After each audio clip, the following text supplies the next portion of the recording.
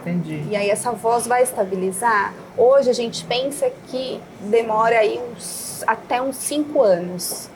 Que é como se fosse a puberdade. É como se fosse a puberdade. É Então é bem legal, é super interessante, porque a gente fala, fono vai atender só as mulheres, porque o hormônio não faz nada. Não, os homens eu atendi muito também. Exatamente. Muito. Eu mesmo pensava que poderia não ter tantos homens trans que recorressem a esse tipo eles de procuram muito, de até para ajuda. melhorar a articulação, melhorar a respiração, porque eles se sentem mais cansados, porque eles fazem um esforço para manter uma voz mais grave também, né? Então a gente vai trabalhando todas essas questões de comunicação, além da voz, para eles conseguirem essa manutenção vocal em menos tempo, né? Não demorar 5 anos para estabilizar. E é interessante que é uma puberdade independentemente da idade do paciente, né? Depende, se iniciou com 20, 30, 40.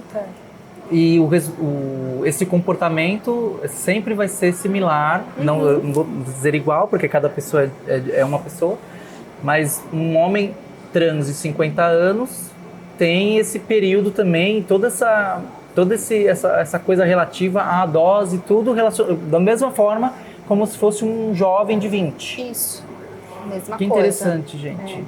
É bem legal.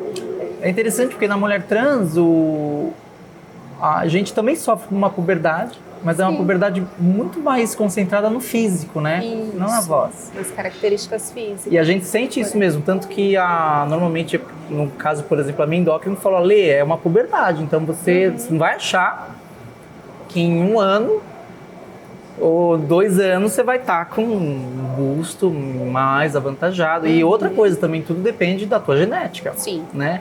Uma coisa que é interessante até que elas falam, observe a tua mãe e a tua irmã, porque a sua composição feminina, né? A sua genética feminina que tá ali, né? Porque se não tivesse, gente, eu poderia usar hormônio a vida inteira e não ia mudar nada.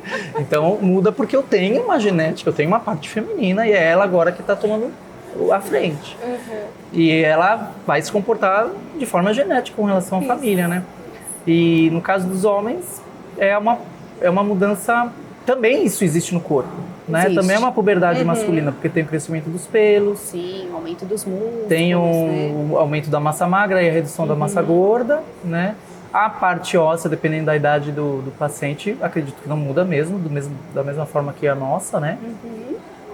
Mas a voz, gente, nossa, que trajetória incrível, né? De você transformar a tua voz e você ter que se adaptar, porque não é voluntário. Não. Né? Diferentemente das mulheres trans, que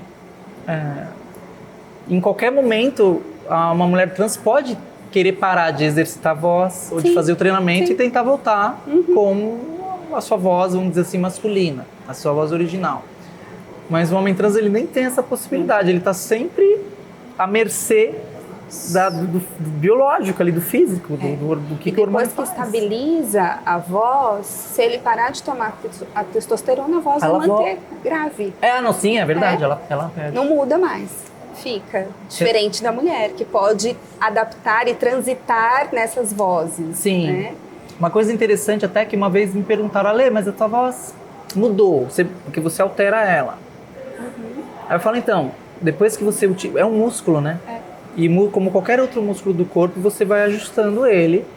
Assim como quem faz hipertrofia e ganha uma massa muscular, o músculo vai se adaptando, vai se transformando.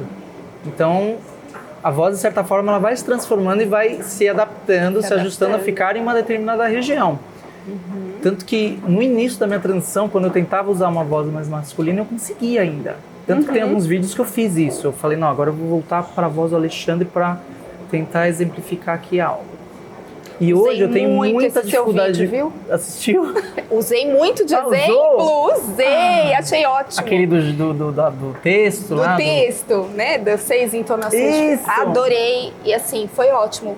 Bem esclarecedor, Ai, né? que bom, gente. Porque é ilustrativo, né? E mostrar para as meninas o quanto que elas podem adaptar uma voz. E não só uma voz, mas toda uma comunicação, Sim. uma expressão corporal, facial, que é importante. Sim. Na verdade é junto. E é isso que junto. muitas meninas às vezes não percebem, né? Tanto que no caso da feminização facial, tem muitas que falam, mas porque eu tô com o rosto mais feminino e tal, mas a minha voz... E não é só... Você precisa da expressão, você precisa da intenção da voz, você precisa do apoio respiratório, você precisa saber conduzir a tua dinâmica, a tua coluna de ar. É muita coisa. E a parte da expressão ela é muito importante. Sim. Porque a forma como você se expressa de forma facial, ela transforma as nuances vocais. Isso. E isso eu falo para muitas pessoas. Eu falo de uma forma diferente hoje enquanto mulher. Sim. Eu não uso o meu rosto da forma que eu usava quando eu era o Alexandre. A voz, ela não tá só aqui. Ela usa todos esses recursos faciais. Isso. É o que eu falo. Nós não somos vozes, né? Nós somos seres humanos. E seres humanos se expressam, se comunicam. Sim. Eu não preciso muitas vezes ter voz para comunicar o que eu estou sentindo. Né? Então é importante que essas meninas, né, entendam esse processo de comunicação mais feminina, mais suave. Sim. Né? Então eu trabalho muito com isso. Normalmente eu trabalho muito com espelho, para elas se olharem, né? Como que elas gostam de se expressar, tanto, né, na roupa, no rosto, se gosta de usar uma maquiagem ou não. Né? Como que é essa expressão também? Porque tudo isso é um conjunto. É um conjunto.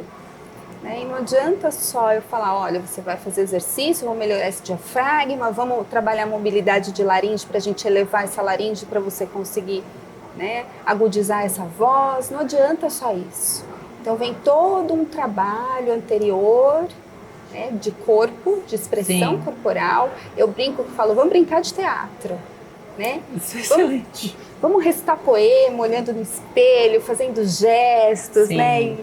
E mexendo esse rosto, mexendo essa musculatura. Vamos conhecer os músculos que a gente tem na face, que muitas vezes a gente nem percebe que tem. Nem percebe. Né? Vamos esquecer do botox, né? Que a gente precisa ver as linhas de expressão para ver que tem músculo aí. Né? E a pessoa começa a exercer tudo isso, aí de repente ela está com uma voz diferente, ela nem percebe como ela chegou lá. Ela fala, nossa, minha voz está, sei lá, tá diferente, tá? E é uma outra impostação, uma outra projeção, e é porque o corpo está com uma desenvoltura e um comportamento diferente. Isso já muda e já dá uma segurança, né? Elas conseguem falar com mais pessoas, porque o que tem de queixa muito é eu evito falar ao telefone, eu evito ir a lugares novos, eu evito conversar com pessoas que eu não conheço, né? E eu falo, não, vamos pensar então nessa postura. Que postura que você está tomando? É a postura, gente. Como que você quer ser reconhecida? Né? Como que você quer se apresentar para o mundo? Não é só pela voz. Sim. E isso é a parte mais difícil. A voz, na verdade, ela é um elemento. Ela é um elemento. Mas é um elemento consequente de toda essa transformação. Né? Ele tá lá. E essa parte é muito interessante que você citou, Kátia, de como você, com a tua postura, como você quer ser percebida, que tipo de mulher você vai ser, porque você mencionou as roupas, como é que... Porque as meninas trans, elas começam a caminhar, né, a percorrer essa trajetória da transição, e às vezes elas nem sabem que mulher que elas vão ser. Isso acontece com todas, comigo aconteceu também.